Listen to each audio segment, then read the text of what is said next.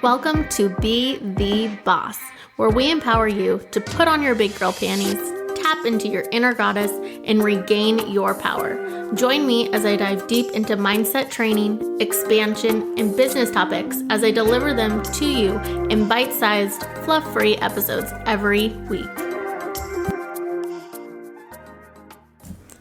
Welcome to Be the Boss. I am Tasha Cavaco, and this is episode 3. Today we are talking about regaining your power. So, how do we do that? How do we regain our power? Well, first, we have to take a look at where we don't have the power in our life. You know, where we've given that over, willingly, unwillingly. Make a list. I started to make a list and just think about what areas did I release all control over? Was it a relationship? What areas do I put all control in my emotions? You know, whether I put myself in a particular situation or in a certain relationship, in certain conversations. What controls your daily happiness? To some extent, you'd say, you know, people or situations control what you can or cannot say or do. I get that's extreme, but there are a lot of people out there, I was one of them, who did used to give this control over. I gave control over to be afraid to say things. I couldn't speak up. I couldn't do certain things. Is it a job for some of you? Do you feel completely stuck? Like you're going nowhere. There's no other options. There's no way out. Or you get in the loop, the thought loop of where else or what else am I supposed to do? These are controlling factors. Thought loops that just repeat over and over in your head, where we're looking at things through constant judgments and what ifs instead of coming out and looking at it as an observer. What areas of your life did you give control over? This is where we need to start. This is where we need to start to regain our power. One thing that was crucial in starting this process for me was boundaries.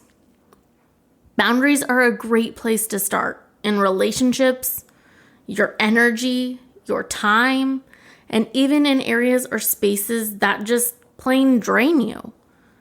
Anytime you feel drained, depleted, low vibrationally, we need to realize this is happening and to set a boundary.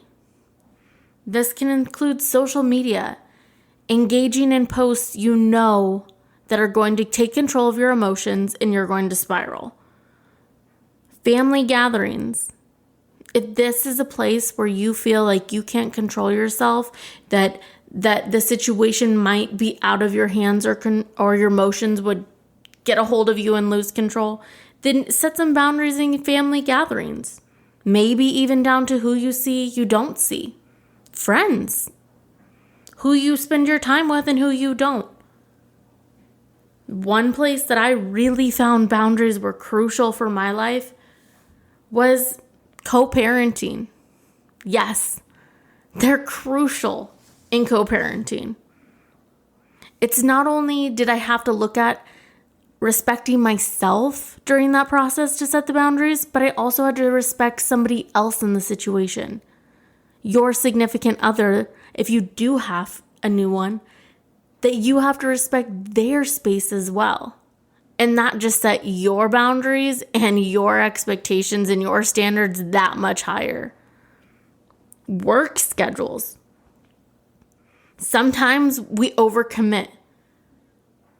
We take on too much. We feel obligated. Set some boundaries there. I promise you, in work, relationships, setting the boundaries right out the gate allows for every party involved to feel they have space, they have value and respect.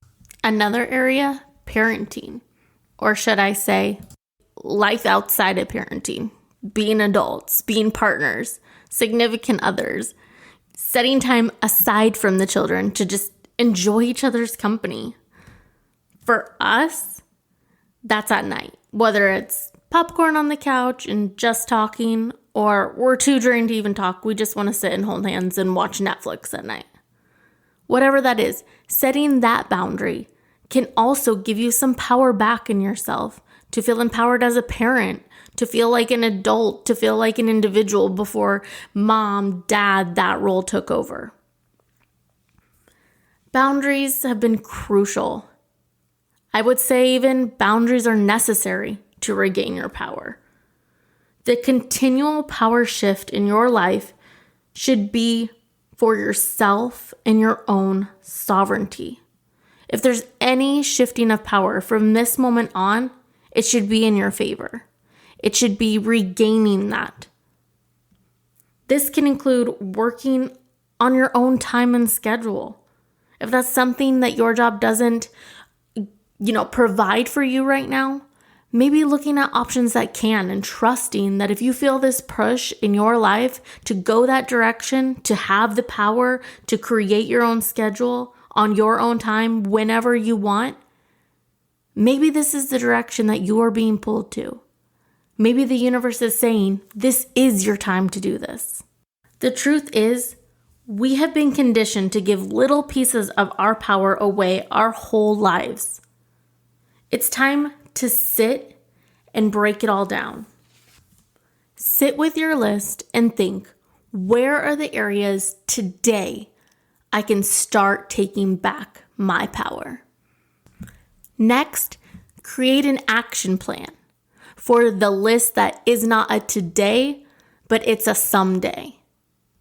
Create those action steps on how you're going to implement those boundaries and what steps you need to take every single day to get little pieces closer to that goal and closer to self-sovereignty.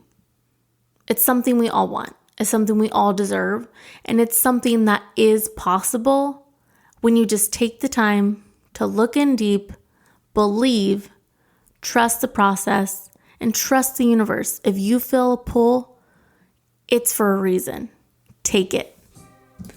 We need to start realizing we are divine beings. Our connections to God, Source, the universe is incredible. We need to stop giving power over to people, places, things, ideas that don't serve us. We need to trust the universe, take our power, our self-sovereignty, hold it tight, and know that we need to trust our inner goddess to lead us there. Thank you for listening to Be the Boss. Don't forget to subscribe. I wouldn't be in this place in life if I didn't take the leap and start my business with the magic. If you're interested in taking that leap or want to tap into an amazing community of like-minded entrepreneurs that decided to be their own boss, I will sponsor you for a month free for you to tap in and see what it's all about and have a lifelong business at your fingertips. That's it for now. Love and light, Tasha.